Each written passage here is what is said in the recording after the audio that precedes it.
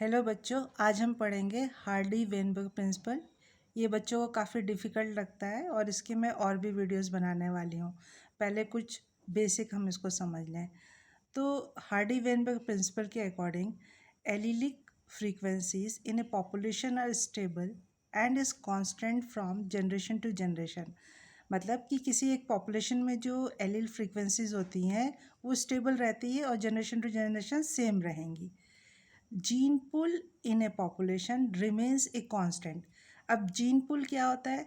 जितने भी जीन्स हैं और उनके एलील्स हैं उसको जीन पुल कहते हैं। इसको बोलते हैं जेनेटिक इक्विलिब्रियम। मतलब जेनेटिक इक्विलिब्रियम क्या है कि जीन पूल का कांस्टेंट रहना पॉपुलेशन में। तीसरा पॉइंट है कि जितनी भी एलिलिक फ्रीक्वेंसीज हैं उनका सम टोटल 1 आता है। अब ये जो हार्डी वेनबर्ग प्रिंसिपल है इसको अगर हम सिंपल वर्ड्स में लें तो ये इसके अकॉर्डिंगली अगर कोई इवोल्यूशन का मैकेनिज़्म किसी पॉपुलेशन पे एक्ट नहीं कर रहा है तो इवोल्यूशन नहीं होगी, यानी कि जीन पूल फ्रीक्वेंसीज जो है अनचेंज रह जाएंगी। अभी जो हार्डी और वेनबर्ग थे ये एक पर्सन नहीं थे, दो थे, गॉडफ्रे हार्डी और विल्हेम वेनबर्ग। इन्होंने एक सिंपल इक्वेशन बनाई जिसको कहते हैं हार्डी वेनबर्ग इक्विलिब्रियम इक्वेशन। ये है p square plus 2p³ plus q square is equal to 1। अब ये कहते हैं कि एक ट्रेट को समझ लो आप कि एक पेयर ऑफ एलील से कंट्रोल होते हैं और ये जो पेयर ऑफ एलील्स है इसको हम रिप्रेजेंट करेंगे कैपिटल ए और स्मॉल ए से। यहाँ पे जो स्मॉल p है इस इक्वेशन में ये frequency of dominant allele capital A है, q frequency of recessive allele small a है, p square is predicted frequency of homozygous dominant, that is capital A people in a population. 2pq is predicted frequency of heterozygous, that is capital A small a persons in the population. q square is equal to predicted frequency of homozygous recessive, that is small a people. अब एक और आपको याद रखना है p plus q is equal to 1, क्योंकि इसमें इस केस में केवल दो एलील्स हैं तो दोनों की फ्रीक्वेंसी को ऐड करेंगे तो ये 100% या 1 के इक्वल होना चाहिए। अब बच्चों हार्डी वेनबर्ग इक्विलिब्रियम जो है ये 5 फैक्टर से अफेक्टेड है। ये हैं जीन माइग्रेशन और gene flow, genetic drift, mutation, genetic recombination, natural selection. ये बच्चों मैं इसके लिए आगे और वीडियोस बनाऊंगी। इनको याद करने की ट्रिक है, Jinia wants to be a doctor, यानी जिनिया एक लड़की है वो डॉक्टर बनना चाहती है। तो जिनिया आपको बताएगा कि ये ज़्यादातर इसमें से 5 में से जो है 3 में जो है जीन आ रहा है। लोग कहते हैं कि गवर्नमेंट मेडिकल कॉलेज में सेलेक्ट होना हार्ड है। सेलेक्ट आपको याद दिलाएगा नेचुरल सिलेक्शन की, हार्ड आपको याद दिलाएगा हार्डी वेनबर्ग इक्विलिब्रियम है। जिनिया उठी, उसने डिटरमाइन कर लिया था कि नहीं मेरे को डॉक्टर बनना ही है। उसने फिर से कंघी की, कंघी से आपको कोम याद आएगा और फिर से री कॉम्बिनेशन। उसने क्या करा, अपने एक फुल पैकेट मैगी बनाई, फुल मैगी खाई। फुल से आपको फ्लो याद आएगा, मैगी से आपको माइग्रेशन याद आएगा। अपनी दीवार पर लिखा तू मत घबरा, ठीक है, तो मत से आपको म्यूटेशन याद आएगा, डॉक्टर ज़रूर बनेगी, जेनेटिक ड्रिफ्ट। अब बच्चों इसको फिर से देखो पीछे, फुल मैगी और जीनिया, तो जीन माइग्रेशन या जीन फ्लो, ठीक है, डॉक्टर जेनेटिक ड्रिफ्ट, मत म्यूटेशन, फिर रिकॉम्बिंग recombination genetic recombination, natural selection इसके लिए है सेलेक्ट वाले से। अब बच्चों इसमें मैंने आपके लिए 2 क्वेश्चन दिए हैं, इससे आपको जो है इसको कर लेंगे तो आपको काफ़ी इजी पड़ेगा। मैं इसका आंसर, इसका सॉल्यूशन छुपा रही हूँ, है ना, आप करके देखिएगा, नहीं आएगा तो इसका मैं आंसर भी आपको शो कर रही हूँ।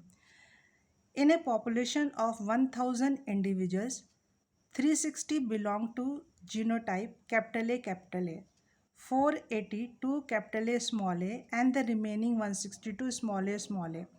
Based on this data, the frequency of allele capital A in the population is A choice है 0.4, B choice है 0.5, C है 0.6 और D है 0.7।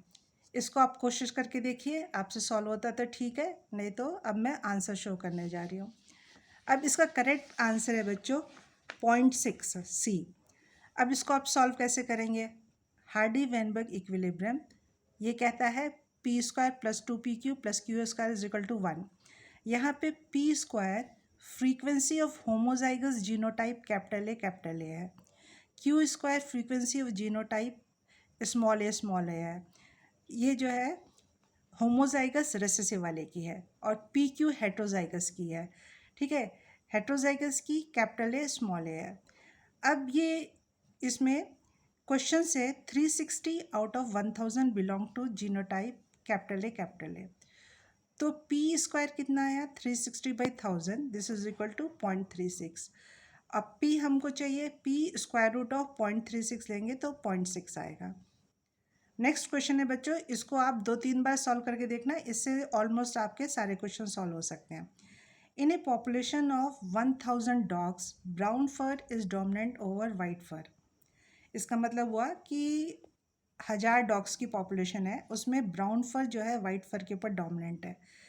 If there are 50 dogs with white fur find the following. अगर इसमें वाइट फर वाले जो है 50 डॉग्स हैं तो इनको फाइंड करना है। फर्स्ट है फ्रीक्वेंसी ऑफ डोमिनेंट एलील, दूसरी है फ्रीक्वेंसी ऑफ रेसेसिव एलील, तीसरा क्वेश्चन है frequency of homozygous dominant heterozygous and homozygous recessive genotypes. तो सबसे पहले आप क्या करोगे कि इसमें एलील्स कौन से हैं उसको डिटरमाइन करोगे। तो ये कन्वेंशन से ऐसा किया जाता है कि आप किसको कौन सा लोगे, कौन सा सिंबल यूज़ करोगे। तो डोमिनेंट फिनोटाइप अपन जो है एलील्स को नेम करने के लिए यूज़ करते हैं। अब यहाँ पे इन्होंने क्वेश्चन में दिया है कि ब्राउन फर जो है वाइट पे डोमिनेंट है।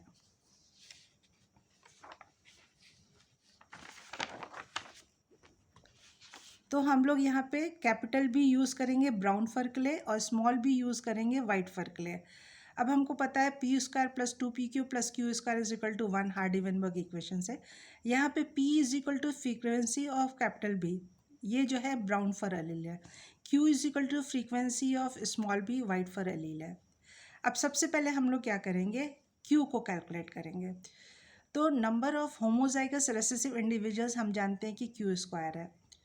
तो q अगर हमको चाहिए तो square root of q square लेंगे। क्यू स्क्वायर कैसे आएगा, हम 50/1000 डिवाइड करेंगे 0.05 आएगा। q डिटरमाइन करने के लिए स्क्वायर रूट ऑफ 0.05 करेंगे तो 0.236 आएगा। अब हमने q कैलकुलेट कर लिया, हमको पता है p plus q is equal to 1 है। तो हमको p कैसे लेंगे, हम 1 माइनस q करेंगे। तो 1 माइनस 0.236 करेंगे तो 0.764 आएगा। अब हमको P मिल गया, हमको Q मिल गया, तो हम P और Q की वैल्यूज़ लेंगे और रिमेनिंग जीनोटाइप्स को कैलकुलेट करेंगे। P स्क्वायर हमको मिल जाएगा 0.764 स्क्वायर, तो हमको आएगा 0.5836। 2pq हमको मिलेगा 2 into 0.764 into 0.236, this is equal to 0.3587। Q square हमको पहले से मिल गया 0.05 है। अब आंसर क्या हुआ हमारा, frequency of dominant allele that is brown fur is equal to 0.764, frequency of recessive allele white fur is equal to 0.236, frequency of genotype में होमोजाइगस डोमिनेंट जो है 0.5836 है, heterozygous 2pq is equal to 0.3587 और homozygous recessive q square is equal to 0.05। बच्चों अगर आपको video अच्छा लगा हो तो लाइक शेयर और सब्सक्राइब करिएगा, इसके मैं आगे और भी वीडियोस डालने वाली हूँ। Thanks for watching.